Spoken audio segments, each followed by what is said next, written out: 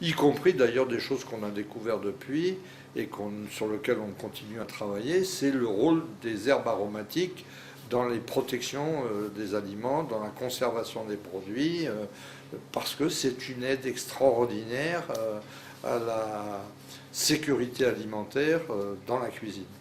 Tu peux nous préciser, parce que ceci semble faire partie de ce savoir-faire acquis, accumulé, et quand tu dis que ces herbes, etc., ont un rôle, c'est un rôle organoleptique, certes évident, puisque c'est bien leur fonction première, mais en même temps, il y aurait des actions hygiéniques, etc. C'est ce que tu supposes ou... Oui, oui, tout à fait. C'est-à-dire que, bon, c'est purement un phénomène historique, hein.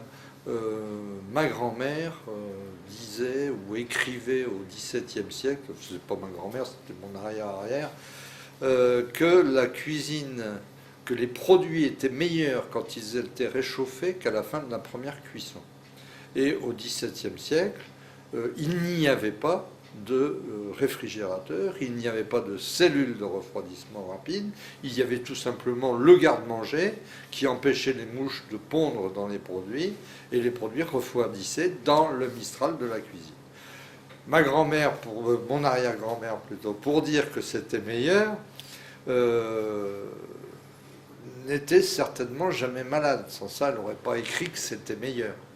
Et aujourd'hui, on sait très bien que lorsque l'on refroidit lentement un plat après sa cuisson, il y a des productions, il y a germination des spores qui sont potentiellement dans les produits et des possibilités d'avoir des intoxications alimentaires.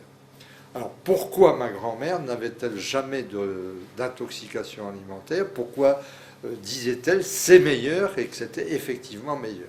Parce que elle connaissait implicitement le rôle des herbes aromatiques. Hein, les herbes ont des propriétés pharmacologiques importantes qui permettent de les classer en bactéricides, en bactériostatiques. Les bactéricides sont celles qui détruisent les bactéries, hein, comme le clou de girofle, par exemple, détruit les bactéries.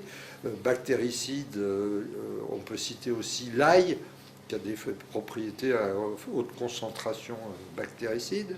Et sinon, bactériostatique, c'est que ça stabilise gentiment le produit.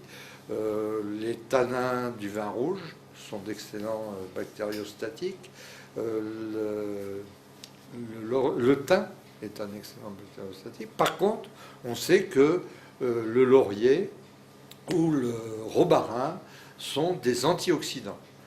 Chaque herbe a une fonction dans la cuisine, et parce que ma grand-mère implicitement avait découvert cela, elle se permettait de faire des choses qu'aujourd'hui on ne fait pas parce qu'on prendrait des risques en les faisant.